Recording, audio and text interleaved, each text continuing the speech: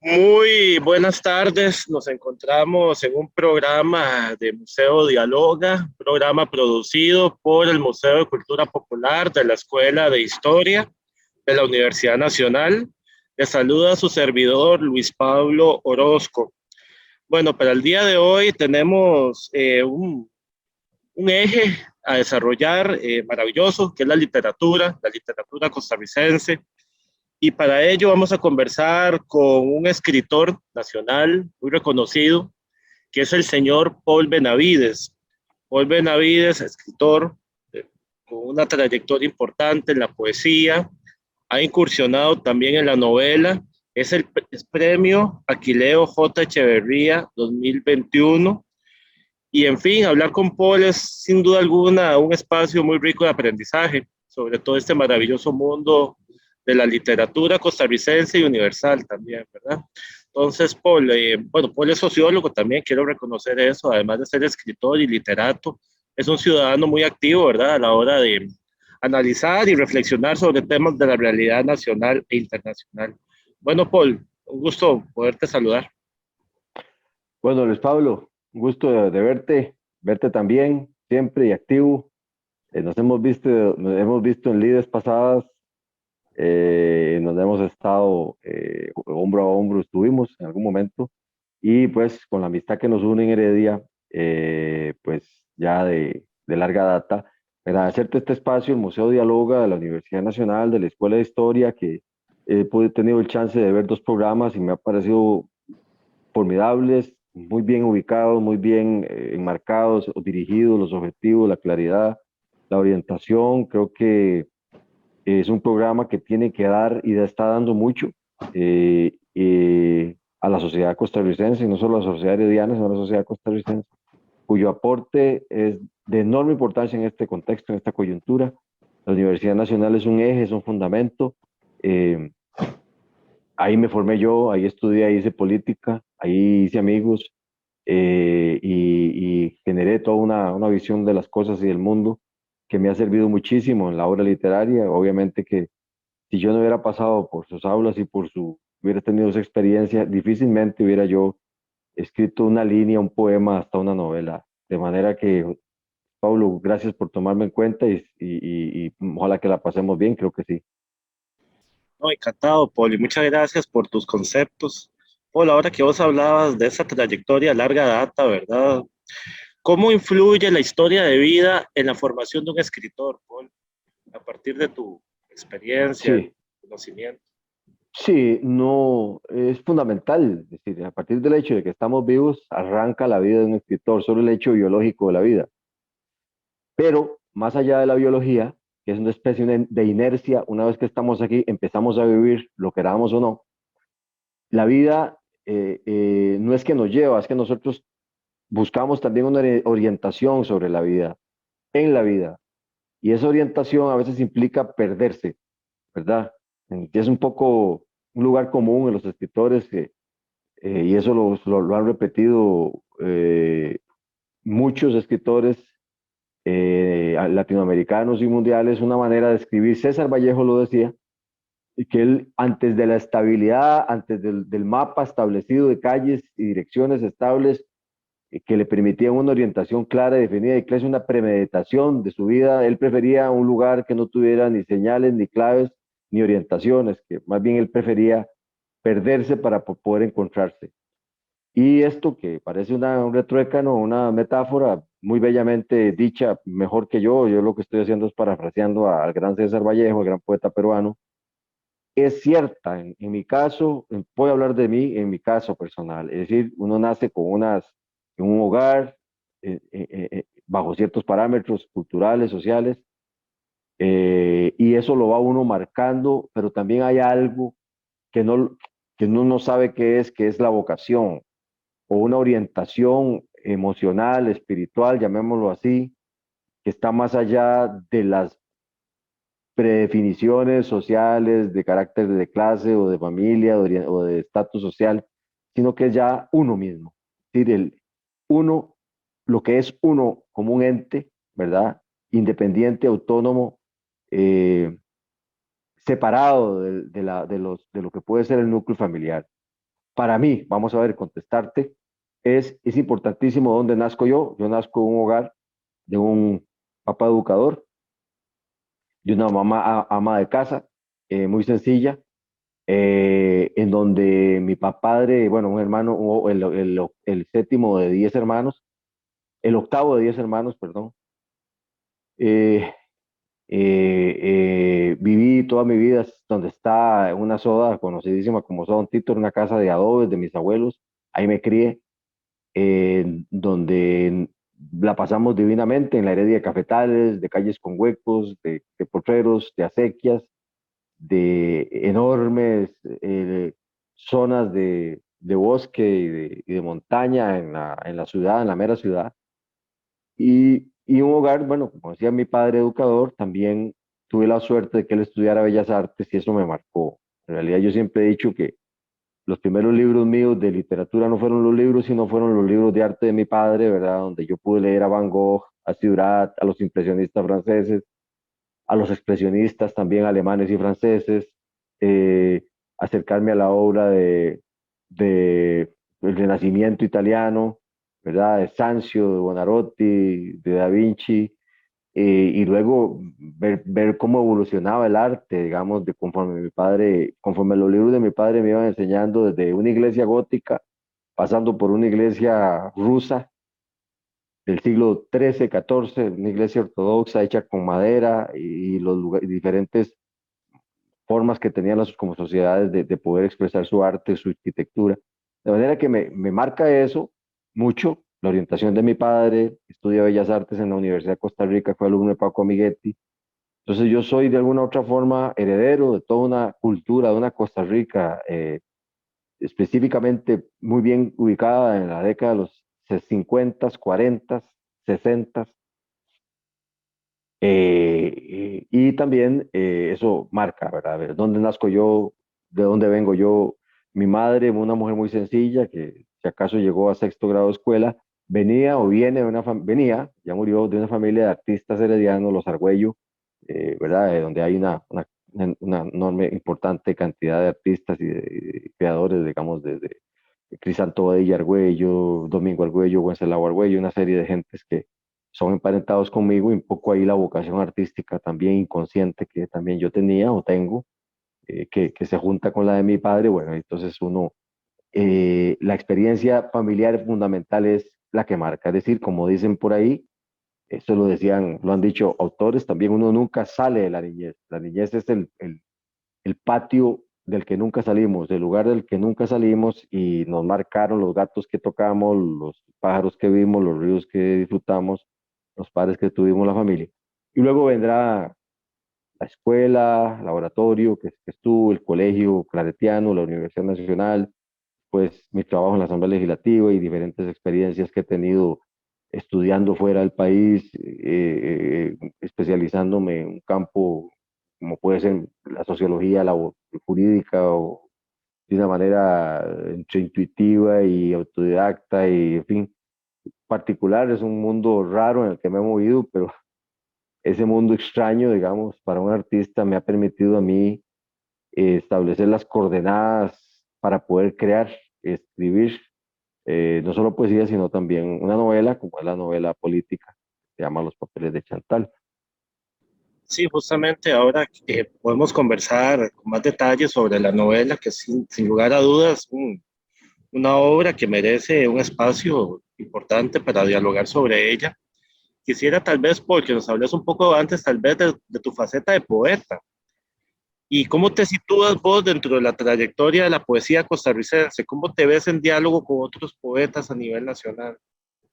Sí, bueno, es una pregunta muy interesante, muy importante. Nunca me la he planteado formalmente y, y se la plantearán otros en el sentido de que si me ubican a mí en una antología, en un estudio de la poesía costarricense, es algo que me gustará leer o ver dónde es que me ubican, pero que en realidad eh, yo empiezo muy joven a escribir, viejo publicando. Yo mi primer libro de poesía lo publico a los 43 años, 40 y algo, ya una edad muy vieja para un poeta en realidad publicar. pero sin embargo pude escribir bastante joven, pero no publiqué hasta mucho después.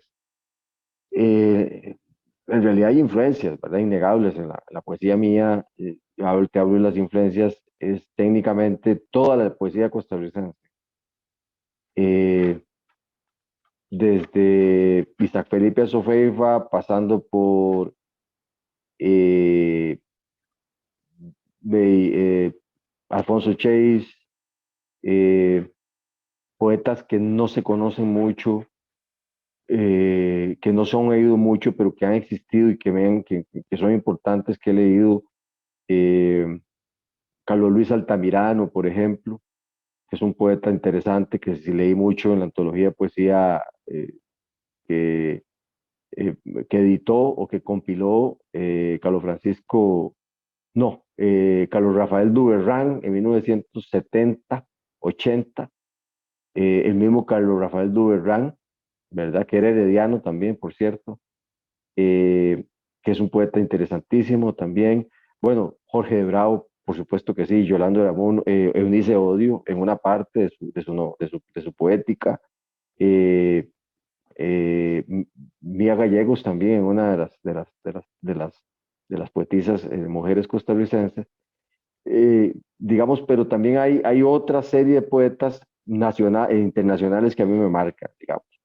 Yo me puedo ubicar en una poesía eh, que deriva posiblemente de Isaac Felipe y tocada por Chase, de Alfonso Chase, por ejemplo, y que es una poesía intimista, es una poesía costarricense en el sentido de que utiliza algunas figuras, algunas metaforizaciones, algunas imágenes intimistas de cierta poesía costarricense, sobre todo una poesía marcadísima por el tema del campo o de la zona rural o el universo simbólico de la Costa Rica, lo que puede llamarse Valle Central, donde pesan mucho los elementos intimistas, la soledad, la reflexión existencial, la soledad, la muerte, el amor, la ausencia, tocada también por poesía, por una influencia importante en mí, que es la poesía española del siglo de oro en una parte y luego la poesía del 27 que yo leo mucho y he leído bastante, ¿verdad? Manuel Machado, Antonio Machado, Lorca, Alberti, eh, Manuel Altolaguirre, eh, Cernuda, Luis Cernuda, posiblemente también la poesía española del 50, en donde está José Manuel Caballero Bonal, Pepe Hierro, eh, este, y otros poetas más que están por ahí y que constituyen de alguna forma, bueno, los mexicanos y los cubanos. Tengo que hablar de Lezama Lima, tengo que hablar de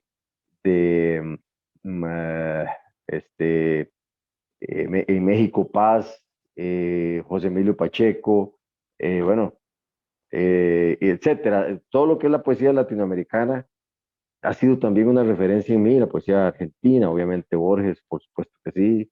Eh,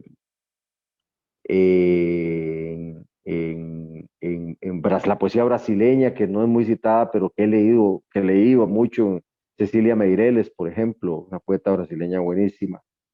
Eh, la poesía nicaragüense también, obviamente, la poesía guatemalteca también. Es decir, ha sido como una referencia latino, lo que llamó Lezama Lima la expresión americana y que arranca en la Tierra del Fuego, pasa por las Antillas, pasa por las islas del Caribe español y llega hasta México. Sí, la expresión americana, de verdad. Eso ha sido también la patria mía, en el sentido de que la patria es la lengua, y que también se trata de que a las dos orillas también son la patria del escritor. En el caso del escritor que escribe en el castellano de América, América Latina y España, son las dos orillas en que esa expresión americana se da, ¿verdad? Inevitablemente. De manera que obviamente también está esta reverencia como poetas norteamericanos, poetas franceses que he admirado tanto, sobre todo los ingleses, los franceses también, los norteamericanos, bueno, ¿cómo no hablar de Walt Whitman, por ejemplo? Nada más uno, por citar uno. De manera que sí, yo me ubico en una tradición, te digo, creo que esa es, a San Felipe lo leí mucho, me identifiqué mucho con él, es una poesía callada, introspectiva, existencial, que nos refleja una Costa Rica, digamos, que puede estar conectada con alguna narrativa breve como la que eh, eh, de Carlos Salazar Herrera, que para mí es fundamental porque es una fusión entre prosa y poesía, narraciones breves, y entonces me ubico como en esa línea. Alfonso Chase había dicho que había como tres líneas en la poesía costarricense. Una era la que derivaba de Isaac Felipe, otra era la que derivaba de Eunice Odio, y me falta una más, que es la de Bravo, ¿verdad? Entonces esas tres líneas, que esa gran división, mm, no excluye interconexiones, porque yo también leí mucho de Bravo, o sea, lo leí mucho y demasiado, realmente es un poeta que admiro mucho, que todavía me sé poemas de memoria de él, ¿verdad? Y entonces como que uno se entronca, esas tres líneas gruesas que indicó Alfonso Chase, se interconectan, digamos, en lo que puede ser la poesía mía. Y entonces, claro, sale otra cosa nueva, diferente, en la poesía costarricense. Yo no me ubico en la tradición contemporánea, digamos, yo no me ubico en cierta poesía coloquial, realista, digamos lo que se ha llamado el realismo sucio, el realismo visceral, que es una poesía hecha por gente nacida en los, posiblemente premillennials, que llaman, ¿verdad? Nacida en los 80s, eh, y que hacen un tipo de poesía muy clara, o sea, muy definida. Yo no me ubico ahí tanto, yo me ubico tal vez en otra cosa que se sale un poco de lo que ha sido, digamos, la poética ambiente costarricense en los últimos años, en realidad. Muy bien, Paul, quisiera tal vez para comentarle a nuestro público que Paul tiene antes de Los Papeles de Chantal había publicado 4 libros: Duelos desiguales, Oficio de ciegos, Apuntes para un náufrago y Áspera noche. Paul, yo quisiera tal vez, ahora que ya estamos comentando tu faceta de poeta, que nos comentes la transición, si se quiere, ¿verdad?, hacia la prosa. Sí, Cómo se logra dar ese proceso, ¿verdad? De escribir poesía a, bueno, incursionar en la novela. sí, es una muy buena pregunta también, Pablo. Esa transición, en mi caso personal, se fue dando el paralelo. Eh, el primer libro público poesía que yo publico más o menos es 2011, lo escribo como en el 2008, 2009, lo publico en el 2012, junto con otros libros de poesía, con otros textos ahí, no libros, textos, y arranco con una novela en el 2012, que son Los Papeles de Chantal. Si la arranco en el 2012 y la termino lo que se llama terminar en el 2019. En el arranque de la pandemia, esa novela es lo que es hoy. Pero antes de eso tenía 500 páginas, era una novela literaria, digamos, con pretensiones literarias, eh, que fui escribiendo paralelo a los libros de poesía que fui publicando.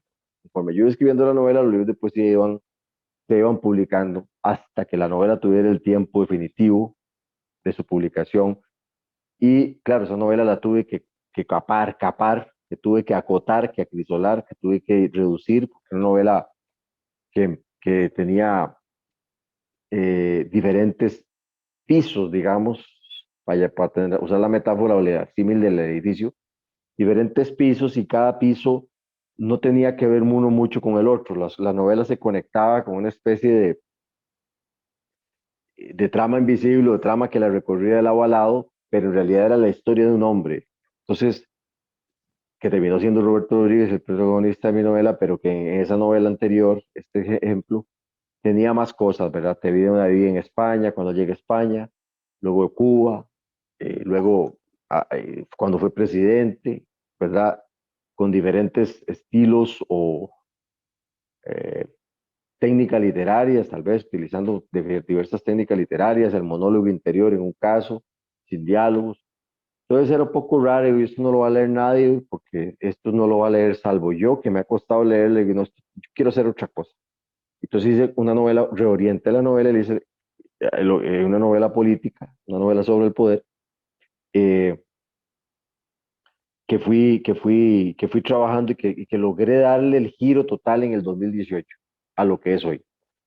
Esa transición de la que hablabas es muy rara porque yo fui, pero me propuse hacer una novela y conforme fui escribiendo la novela, se fue escribiendo una poesía paralela, ¿verdad? Y que esa poesía que empezó no es la misma de hoy. Yo lo que hoy escribo es otra cosa, al libro anterior, apuntes para un náufrago es anterior a Áspera Noche, es anterior eh, a, a Oficio de Ciego, es anterior a todo. Y es distinta a la vez. Entonces, esta novela a mí me permitió, incluso, vea qué interesante, establecer una sinergia entre el texto, entre la novela como género y la poesía. Entonces, escribir la novela me llevó a una poesía más sencilla, más coloquial de alguna forma, más emotiva, más ligada al sentimiento, más clara en ese sentido de mis afanes. Y la novela misma se fue llenando de una cosa muy rara que es lo práctico. O decir, en la novela esta no está el poeta Paul Benavides, ¿verdad? El poeta que, ¿verdad? Que interioriza y logra plasmar una imagen interna, siempre melancólica y entristecida, ¿verdad? Y gris, al estilo mío, cantándole a lo que a lo que nos, cantándolo a lo que nos falta, como decía Antonio Machado, ¿verdad? Uno le canta a lo que ya no está, y es un poco posiblemente sea la herencia hispánica en nosotros inconsciente, ¿verdad? Pasada por el mestizaje, pero es un poco cantarle a lo que ya no es, o lo que ya no tenemos, o lo que no somos. Y pues, ese libro es práctico, es una novela realista, entre comillas, no hay realismo, pero bueno, para ubicarle un género, es una novela que se parece a la realidad, es dinámica, es muy cinematográfica, es una novela sobre el poder, es una novela sobre policial, que desaparece el poeta, entonces yo tengo clarísimo que el poeta escribiendo novela tiene que ser novelista. Cuando un poeta escribe novela tiene que ser novelista. Si es un poeta que escribiendo novela va a escribir algo posiblemente muy sofisticado, muy elaborado, ¿verdad? Muy lleno de imágenes, pero bastante aburrido para poder leer. Porque la novela, para mí, yo soy en esto moderno, no soy postmoderno, ¿verdad? La novela es el género por excelencia, está más cercano al folletín o a la novela de aventuras que a la reflexión introspectiva. Si yo hago una novela que no atrae, que no cuente una historia, que no sepa cómo contar una historia, fracasé. De manera que yo ahí, alguien me preguntaba, "Ey, pero no vi al poeta escribiendo". Y yo, por supuesto que no tiene que estar el poeta, pues tiene que estar escribiendo poesía. ¿No? En mi caso, hay gente que lo logra, ¿verdad? Hay gente que logra hacer las cosas y le va bien. Yo creo que a mí me viene mal, porque a nadie le interesa saber, si quiere comprar una novela, saber qué siente el autor, sino más bien cómo es la historia que está contando. Si la historia o no tiene eh, una energía, una fuerza suficiente como para someterlo a la lectura. Al lector de novelas hay que subyugarlo. Más que subyugarlo, hay que seducirlo.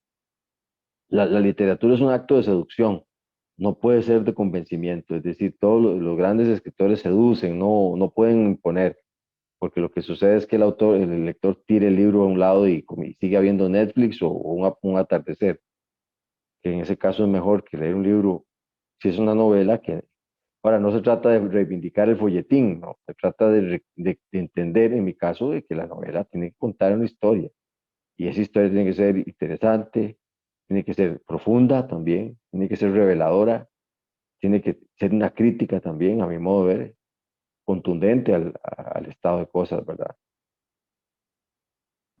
Oye, en Que ese como sentido, se, ahora que vas a hablar de esa relación poesía que se distancia, digamos, en tu caso como escritor de la novela, ingresa la metáfora en algún momento en la novela. Hay imágenes, sí, sí, hay imágenes, y hay indudablemente que hay en el texto pretendidamente realista, en un texto pretendidamente realista, siempre, ¿dónde está la poesía en un texto realista? ¿Dónde está el poeta en un texto realista? En imágenes sencillas que logren casi cinematográficas, muy bien, claramente escritas y precisamente escritas, que logren atraer al lector, ¿verdad? atrapar al lector en la historia que se está contando. Y quizás no es una metáfora alambicada, una metaforización compleja. No, no se trata de eso, se trata de que la imagen simple, ¿verdad? Que puede ser una metáfora sencilla o puede ser un estilo sencillo, logre construir un texto que sea poético no en la línea, sino en el contenido, sino en el fondo, digamos. ¿Dónde puede estar la poesía, digamos, en ese texto, en el papel de Chantal? Bueno, la poesía puede estar en monólogo interior de Roberto Rodríguez al final, cuando el hombre está enfermo y está acordándose de las abuelas, por ejemplo. ¿Dónde puede estar el poeta? Bueno, el poeta puede estar en la habilidad para poder crear diálogos que puedan ser creíbles, verosímiles. El poeta no siempre es un ser de lujos verbales o líricos. No, el poeta puede ser alguien que tenga la sensibilidad para meterse en un personaje y poder darle vida psicológica, vida interior a un personaje. Ahí es donde yo veo el poeta. No es en el estilo literario, es en la capacidad de poder crear personajes desde su psicología, personajes que sean verosímiles, ¿verdad? Que sean creíbles, ¿verdad? Que sean tipos creíbles, o sea, personajes creíbles y que establezcan diálogos que sean fluidos y creíbles, ¿verdad? En relación a, a lo que pretende, a la historia contada. ¿Verdad? Es donde está, a mi modo de ver, porque el poeta no es que el poeta se transmuta, el poeta puede transmutarse en un buen creador de sensaciones o de historias que seduzcan. Ahí donde yo me veo como poeta, digamos, y creo que no porque lo digo yo, sino porque me lo han dicho algunas personas, los aciertos están en los diálogos y en la construcción psicológica de los personajes, que es posiblemente que ahí esté mi sensibilidad de poeta para poder ver desde atrás del ojo. Es decir, el poeta ve desde atrás del ojo, ve desde un lugar que no es el ojo, sino que está atrás de la mirada, que está en un lugar, en un sitio que puede estar en la cabeza o puede estar en el corazón, o en eso que los griegos llamaban un neuma o alma, puede estar ahí ubicado. Y es donde el poeta salta, en mi caso. No, realmente impresionante, Paul. Paul, ahora que hablamos de tu novela, Los papeles de Chantal, el tema del poder, quisiera tal vez una reflexión tuya, Paul, sobre la soledad del poder. ¿Cómo de alguna Sí, u otra manera tu personaje es, es una buena alegoría reflexiva sobre todo ese proceso? sí, efectivamente, es la vieja idea de que el poder aísla, la vieja antigua idea de que el poder distancia del resto. Eh, el poder es una aspiración, digamos, de la mente humana o la mente de ciertos hombres o de ciertas mujeres a través de toda la historia de la civilización occidental y oriental, obviamente que es el ánimo de dirigir a otros y ser dirigido.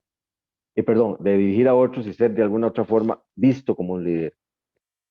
Eh, la vieja reivindicación de la que hablaba, las figuras de las que ha hablado Thomas Carlyle en Los Héroes, ¿verdad? El sacerdote, el político, el profeta, el guía, el, el salvador, es la figura que aspira a la conducción, a la guía, pero también que necesita de la legitimidad de los otros. Ahora, la novela mía es sobre el poder, que la figura es sobre el autócrata, forma parte de la tradición del autócrata latinoamericano, una larga tradición muy interesante, que arranca desde el siglo XIX, ¿verdad? Eh, siglo XIX, novelistas argentinos que se atreven a novelar sobre el gran dictador que fue Rosas, el, el gran dictador que logra que Argentina, la expansión de Argentina y la constitución de Argentina como una especie de gran república o de gran nación poderosa con un poder militar enorme. Eh, yo el Supremo Roa Bastos, ¿verdad? Con la figura del dictador Rodríguez de Francia, su autocratismo, su dureza, su control absoluto de todos los movimientos, de los gestos, de una sociedad paraguaya, posiblemente forme parte de esta tradición el recurso del método, Alejo Carpentier, sobre el tema del poder, sobre el tema del autócrata, el otoño del patriarca de, García Márquez, eh, el señor presidente, ¿verdad? El gran novelista guatemalteco Miguel Ángel Asturias, el novelista igual, es el autócrata guatemalteco, centroamericano, pero guatemalteco igual, ¿verdad? Que es lo mismo, que es el control sobre, sobre el movimiento, sobre las discrepancias, sobre las disidencias políticas.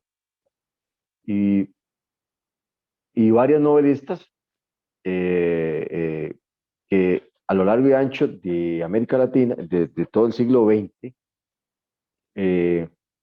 han tocado el tema del poder. Entonces, esta novela es la trayectoria de un hombre, un autócrata costarricense, digamos, de una figura fuerte costarricense, las tenemos en abundancia en el siglo XIX, Guardia, Iglesias, Carrillo, y de todo el siglo XX, figuras fuertes eh, marcadas por lo que se llama la oligarquía civil o por la oligarquía republicana o el Olimpo, ¿verdad? Ricardo Jiménez, ¿quién más?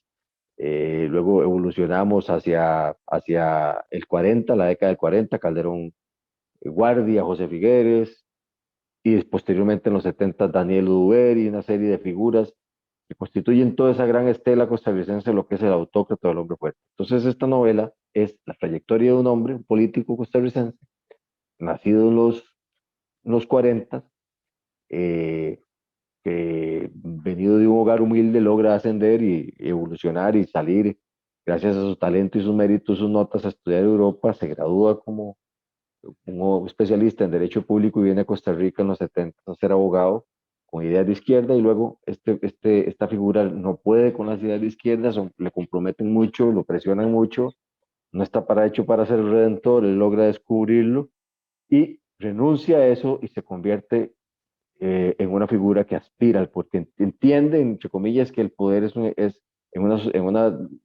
régimen como país como Costa Rica, está del lado de las ideas del centro derecha que de los lados de izquierda. Es decir, no nació para ser contrapoder, sino que ser el ejercicio del poder. Entonces, en todas las trayectorias de los hombres que aspiran al poder, cualquier tipo de poder, pero en este caso poder político, una de las características es la soledad. Es decir, él renuncia al afecto, al amor de la familia, a la vida normal de un ser humano que envejece y que se enferma y que tiene que retirarse.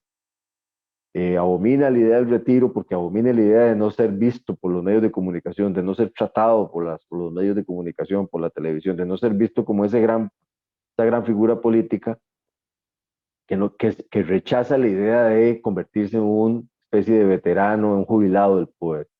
Entonces, él lo que pretende es en esa involución, porque en realidad él involuciona, él retrocede, él de alguna forma se traiciona a sí mismo, esta figura de la novela, él logra hacer tiene una serie de logros políticos, pero a la vez esos logros implican la renuncia, digamos, a sus ideales, de alguna forma consciente de que debió renunciar a sus ideales, ¿verdad? Debió percudir sus ideales, debió ser el gran traidor de sus ideales porque esa traición estaba en correspondencia directa con el éxito del político. En realidad, el éxito del político se alcanza a través de una frialdad, de un vaciamiento de las emociones o de lo que pueden llamarse los principios ideológicos y éticos y morales, y en ese vaciamiento colocarse en una especie de espacio neutro moral o espacio neutro ético, donde lo que importa es aquí un cierto o un acelerado o un claro pragmatismo en relación a que el poder es lo que importa. Un poco él reivindica la figura de Maquiavelo, donde Maquiavelo lo que dice es, el príncipe debe, decía Maquiavelo, basándose en la figura de Alejandro IV, el hijo segundo del Papa César Borgia, que era un guerrero, que era un estratega militar, lo vio actuar y le dijo, bueno, lo único que tiene que hacer el político es garantizar el bienestar de la República. Si eso implica traicionar a sus mejores amigos, si eso implica traicionar a sus ayudantes, como lo hizo con Ramiro de Lorqua, que era la mano derecha de él durante años, y lo traiciona porque la oposición le pide un gesto de confianza, lo logra, lo parte en dos, o sea, lo parte literalmente en dos y lo coloca en el centro de la Plaza del Cesena, en Florencia, como un acto de lealtad, de compromiso político, desligado de toda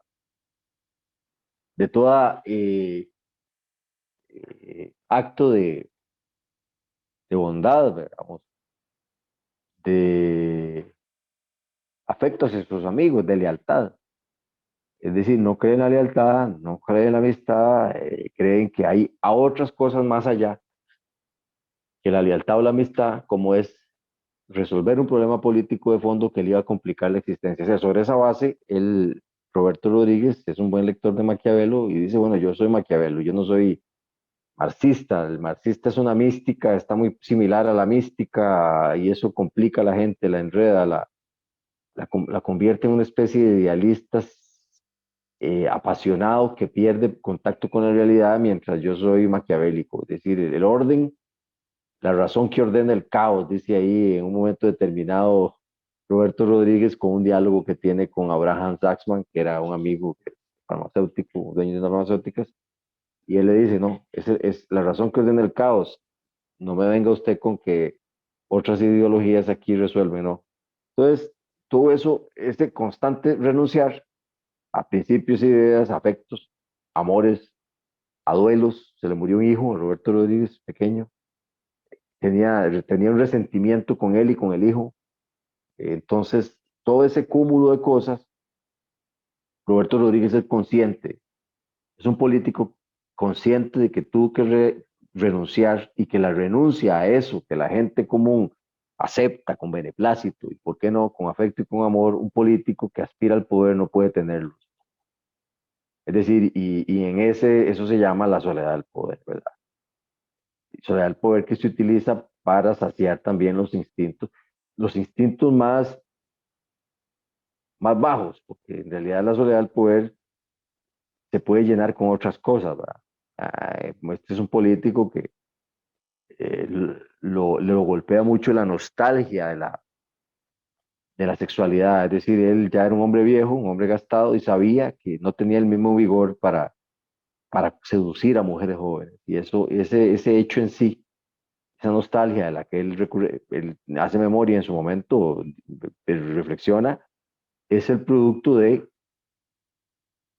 esa necesidad del poder de estar llenando sus pasiones, ¿verdad? Del poder de estar satisfaciendo pasiones, esa erótica del poder, digamos, que se manifiesta en el que el poder te permite llegar a cualquier persona, a cualquier mujer, conquistar cualquier deseo, lograr mediante el solo hecho de mencionar un nombre que la otra persona se doblegue, se seduzca, se arrodille, ¿verdad? Y eso lo seduce, eso es la erótica del poder, es decir, el perder ese peso. En realidad Roberto Rodríguez es un político viejo, tendría en este momento 80 años, ¿verdad? Y la idea de ya no saberse con el vigor que antes, castigo divino, diría Sergio Ramírez Mercado, castigo divino es la incapacidad de un hombre viejo de amar a una mujer joven por un tema de impotencia física, de sexual. Entonces es un deseo insatisfecho, ¿verdad? Porque no hay cópula, que no se puede ni la Viagra. Eso lo Entonces, de Fausto tampoco, ¿verdad? sí, exactamente. Es lo mismo, son los mismos, digamos, arquetipos, digamos, que la literatura siempre ha sabido sabiamente abordar.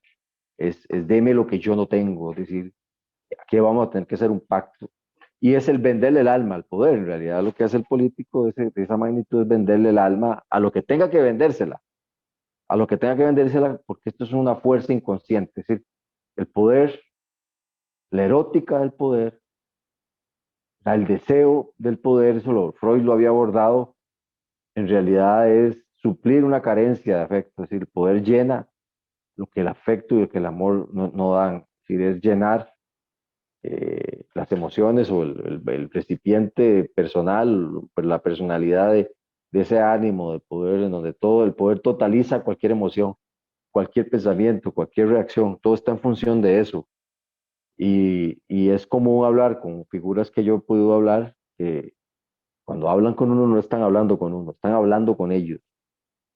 Los políticos caudillistas o los que se consideran políticos de alto nivel o caudillos o autócratas, cuando hablan con los demás no están hablando con los demás, están monologando. Y eso es de izquierda a la derecha. Monologan porque lo que quieren es oír sus palabras, el eco de sus palabras, ¿verdad? Excelente, Paul. Bueno, infelizmente nos vamos acercando al cierre del programa. Sí, Se me gracias. ha ido rapidísimo la hora, Paul. Ya A casi mí también, y disculpa que no te deje hablar, no, yo. encantadísimo, ¿no? La verdad es que aquí lo realmente poderoso justamente es poder escuchar tus palabras en este programa. Gracias, Y, Paul. y Paul, qué interesante cómo a través de lo que nos has relatado, lo que nos has comentado, podemos reflexionar sobre nuestra historia, ¿verdad? Cómo la literatura y la historia se entrecruzan, ¿verdad? Nos permiten hacer un autoanálisis como sujetos políticos. Bueno, vos colocabas el siglo XIX, las figuras que todavía hasta el día de hoy aparecen, de caudillistas, de liderazgos, como diría Weber, basados en el carisma. ¿Qué tan, yo te quería pedir tal vez, saliéndonos un poco de lo estrictamente literario, por una reflexión sobre el presente, ¿verdad? Sobre nuestro presente, a partir de esas figuras que vos describís, ¿verdad? ¿Qué tanto hemos cambiado en América Latina? ¿Qué tanto seguimos recurriendo a los mismos arquetipos e imaginarios? Y bueno, y cómo se sigue nutriendo también la literatura de este presente, ¿no? Y bueno, buena pregunta, igual con las que has hecho, y ameritan todo un programa, literalmente, se ameritan todo un programa entero. Es, en realidad, voy a decir esto, voy a irme un poco atrás, pero es breve. Nosotros somos hijos, América Latina es hijo de la contrarreforma protestante, de la unificación del Reino de España y la expulsión de los judíos de América y de los árabes, de la expulsión de los judíos, la segunda diáspora. Cuando Inglaterra estaba dialogando, el país anglosajón estaban dialogando con la física, Newton estaba ejerciendo la cátedra Newton de física en la Universidad de Oxford, el mundo anglosajón estaba hablando con la ciencia, estaba hablando con la física, estaba desarrollando los sofisticados lenguajes de la matemática y la física, incluidos la religión avalando esa orientación. Recordarse lo que decía Weber, protestantismo como la base del capitalismo, es decir, la religión siempre práctica, la religión protestante práctica, abandonando cualquier burocracia terrenal, estableciendo una relación directa con Dios, ejerciendo una relación más directa entre la bondad y el éxito económico. Es decir, cuando el mundo anglosajón estaba caminando por las vías de la ciencia y de la eficacia y de la riqueza, América Latina estaba persiguiendo brujas y estaba buscando criptojudíos. Eso se especializó en eso. Y América Latina es el producto de esa contrarreforma protestante. Es decir, tres poderes coinciden en América Latina: el poder religioso, la iglesia, el poder inquisidor, que venía como un poder contralor, vigilante de los actos y de las sospechas de impureza de sangre, o verdad, básicamente, ojo qué interesante América Latina con el tema de la sangre o de la pureza. Los orígenes del fascismo posiblemente estén también en la Inquisición, es decir, persigamos a los impuros, persigamos a los diferentes, persigamos a los que vienen de otro lado, a los que tienen otro color de piel, porque esta impureza contamina la pureza y el reino, ¿verdad? Entonces América Latina es hija de lo que podemos llamar la contrarreforma protestante, en donde el peso de la figura fuerte del gobernador español se funde con la del obispo, con la del sacerdote y con el poder inquisidor, y eso permea todo el siglo XIX, el siglo XVIII, XIX, XVII, XVIII, XIX y XX, hasta la fecha. Es decir, los hombres fuertes de América Latina, a la izquierda y a la derecha, son hijos de esa historia común. Y no la podemos quitar. Si vemos hoy, para hablar la novela mía está ubicada en el hoy, ¿verdad? Es curioso porque logra ubicarse y predecir casi cosas con 3 meses, 4 meses de anticipación a cosas que vinieran luego, como la corrupción y el narcotráfico en los alcaldes, eh, el peso de una campaña política en donde pesan los financiamientos ilegales, cosa que ha sido común toda la historia de los financiamientos. pero digamos que esa cosa caudillista de yo el supremo, del señor presidente, de la figura, del yo soy, sigue pesando. Es decir, el presidencialismo tico, esto que estamos viviendo es la expresión singular y particular y sin lugar a dudas de que nos sigue pesando la figura del hombre fuerte, del líder autócrata, del que puede venir a resolver los problemas. Siempre, en unos momentos más y en unos momentos menos. Es posible que esta campaña sea paradigmática de ese pugna o de esa idea de que el señor presidente resuelve los problemas de la sociedad.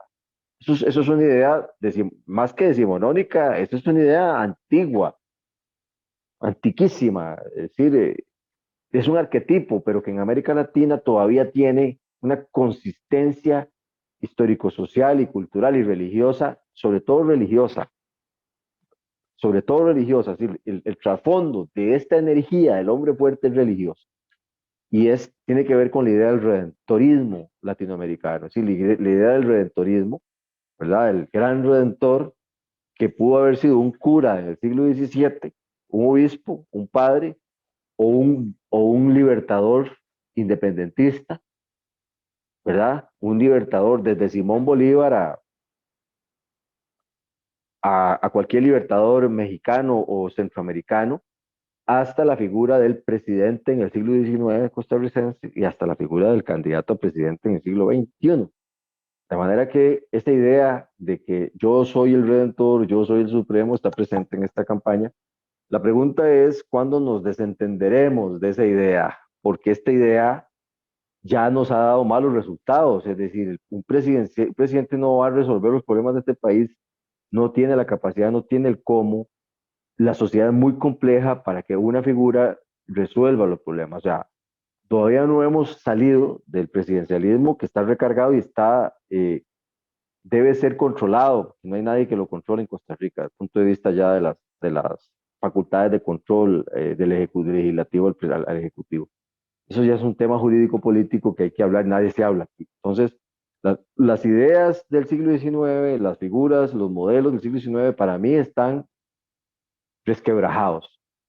O sea, los partidos políticos tales como los conocemos, los liderazgos políticos tales y los conocemos, están resquebrajados, están debilitados y seguimos volviendo otra vez sobre la idea y sobre un modelo que amerita cambios, amerita reflexión, amerita discusión, amerita debate que esta sociedad no está dando. Bueno, inmensamente agradecidos con vos ha sido casi una hora, ¿verdad? Llevamos 50 minutos de enorme aprendizaje. Casi que amerita una segunda parte, me atrevo a decir, que conversar con vos siempre es un placer. Y Gracias, Luis Pablo. Paul, yo tal vez una reflexión final, pensando, por ejemplo, en el público joven, en los niños que siguen el Museo Dialoga o que pueden escuchar este programa y quieren escribir o están escribiendo o quieren acceder a literatura que tal vez el MEP o el sistema educativo formal no les permite o no está dentro de lo contemplado. Si un niño quiere leer, por ejemplo, a Dostoyevsky, ¿por qué no? Si un niño quiere leer a Pushkin, ¿por qué no? Si quiere leer a Borges, un joven, o si quiere inspirarse, no sé, se me ocurre en García Márquez, la tradición latinoamericana, Vargas Llosa, etcétera. Tal vez palabras tuyas como escritor también, y no solo la literatura, digámoslo así, latinoamericana y europea, sino también costarricense, ¿verdad? ¿Cómo aproximar Claro. a nuestro público, a nuestros jóvenes, a los niños, a leer a Carlos Salazar Herrera, ahora que vos lo mencionabas, leer a Alfonso Chess, leer a tantos y a tantos, ¿verdad? A tantas también, mujeres, en fin. Adelante. Bueno, Luis Pablo, es otra pregunta que merita otro capítulo. Hay una política nacional del libro hay una ley que se acaba de aprobar en la Asamblea Legislativa, dará unos 4 meses, se llama Ley de la Lectura del Libro y de la Industria Editorial, que plantea casualmente algo importante, una política nacional de lectura. Ahí arranca esta historia, es decir, una política nacional de lectura que ponga a leer otra vez a los niños desde los kinder privados y públicos, pasando por escuelas y colegios, dedicando que los maestros dediquen mínimo unas 30 minutos o 15 minutos para empezar y luego esto aumente estos minutos a 30 minutos por semana y pueda pasar alguna hora por semana de lectura y que esto luego se aumente a 2 horas, en fin. La única manera de que la gente pueda escribir, la única manera de que los niños pequeñitos puedan escribir, ¿verdad? Puedan dedicar a escribir es que primero empiecen a leer.